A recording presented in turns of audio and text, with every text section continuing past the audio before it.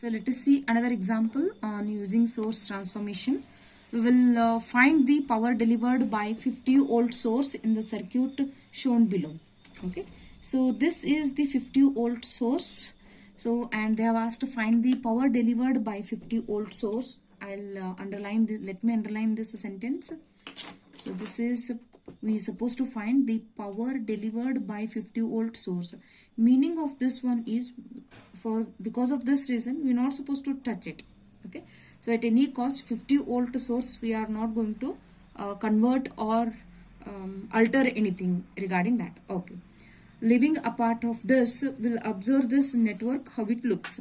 As I said earlier, this network is nothing but, circuit is nothing but wires.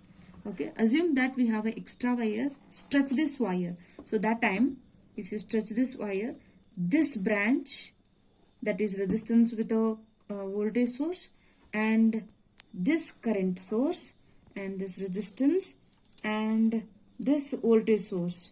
So all will fall like this. Okay, so it may be like this if you observe. Okay, so now what we have to do is, since we are not going to touch this 50 volt, this 50 volt remains the same with all the characters remains the same, positive, negative, and this is a 5 ohm resistance. Now this, as we said, see, we are able to see this is the current source and this is the resistance. So these two are parallel. Instead of drawing like this, we are able to draw like this also. So sorry, I did no problem, we can do like this also. So now these two, so this resistance is 3 ohm, I'm sorry, so this is 3 ohm and this is 10 ampere. You can draw here also, not a problem. Okay, and then this resistance is, sorry, last branch is our voltage source, which will be in this way. Okay, so this network and this network both are same. Okay, so we have to feel these networks or circuits as if our friends only. So they are same, but they may be in a different attire. That's it. Okay, now we will see. So apart from this, as we know, this we are not going to touch. How these three are in parallel. So in parallel, we know the technique, or we know that in parallel current sources can be added. Okay, so now we have one current source, no problem. We have another voltage source. Let us convert this into a current source. So then our network becomes in this way. Okay, this is the voltage source, this is a current source. I redraw this. Okay, and now this voltage source, these two remains the same. So this voltage source can be converted into a current source. So this becomes in this way, one current source with a resistance in parallel. Okay, we will see what is the value of it. Now this is plus minus, this is a 50 volt, 5 ohm, and this is 10 ampere, this is 3 ohm, and now we will convert voltage source into a current source. So I is equal to V by R. So V, voltage is 10 volt divided by 3 ohm resistance. Okay, so now we will calculate what is this, how much it becomes, 3.333 amperes. Okay, so now this resistance remains the same, which is 3 ohm. Okay, so now we are able to see the direction. We will find out the direction now. So this is a plus and minus, therefore we are going to take arrow mark indicates plus, tail indicates negative. So this is 3.33 amperes. So now we will simplify this. So this further network becomes in this way. So this is one, and all these these two current sources can be replaced by single current source. We will see the direction now. And two resistances are in parallel, so we'll take equivalent resistance. 3 ohm and 3 ohm are in parallel, so equivalent resistance is 3 into 3 divided by 3 plus 3. So this one of 1.2 ohms. Okay, so now let us see how about the direction of a current source. This is also upward and this is also upward. We not have any problem to add them. So this becomes upward only, but 10 plus 3.3, which is 13.33 amperes. Okay, so now network becomes like this.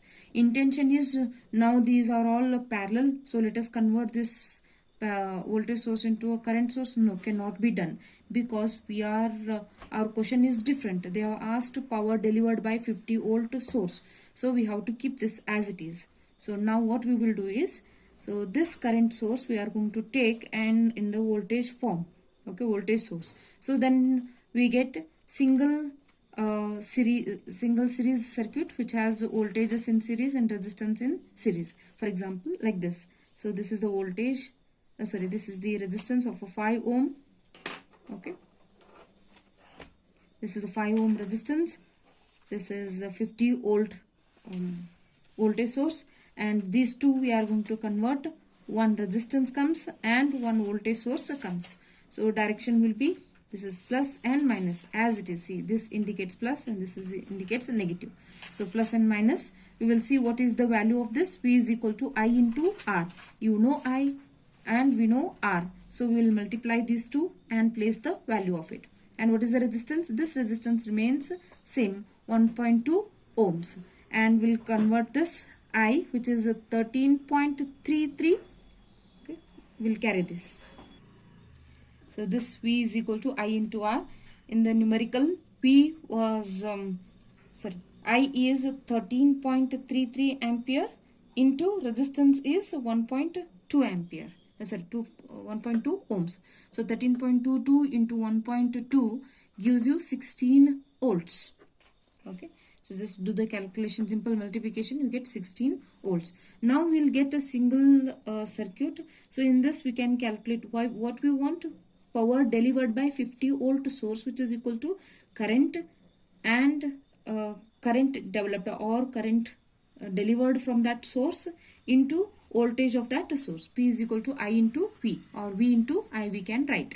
Okay, so P is equal to V into I. So this one is due to this 50 volt source. It means the 50 volt source itself and the current developed or delivered by that source we have to calculate. Okay, so to calculate that voltage, anyhow we know current through this voltage source is nothing but a current which is flowing in the circuit, can be taken as this one. So we'll calculate what is that current. To calculate that current, what we are going to do is apply KVL for this network, or KVL for this mesh or a loop. Okay, KVL for this loop. Okay, so apply KVL. It's a very simple technique, as we have used. This is the direction. Okay, so I'll take this as I, which we wanted here. So I, how to apply KVL? Just move. You are in this loop and assume that you are only moving. So you have to complete this loop. When you are moving, what terminal of this voltage source you are going to reach? Minus 50 volts. Plus, whenever you are reaching resistance, as we discussed earlier, so 5 plus 5 we have to take, plus resistance into current is I, plus 5I plus 1.2 I. Next, terminal of voltage source we are reaching, so and we are going to reach plus positive of that, so plus 16 volt, which is equal to 0. So because all the elements are over, so which is equal to 0. Now we will simplify this. So this becomes 7.2 I, okay, which is equal, which is equal to, see this minus 50 and plus 16 we will do. So that will be equal to minus 50 this side, plus 50 minus 16. So this is 7.2 I, which is equal to, so which is 34. So 10 minus 4 and then 6 is 4, 3. Okay, 34. So now we are able to calculate this I. I is equal to 5.48. Once you do this I is 34 divided by 7.2. Please check the answer. 5.48 amperes. Okay. So once we get this current in this circuit is 5.48. Yes, we have calculated this current, and voltage source is 50 volt. Now we are going to calculate power delivered by this 50 volt source is equal to voltage of that source into current which is flowing through, that is 5.48, which gives us 274 watts. So this is what they are asked, and this is the answer.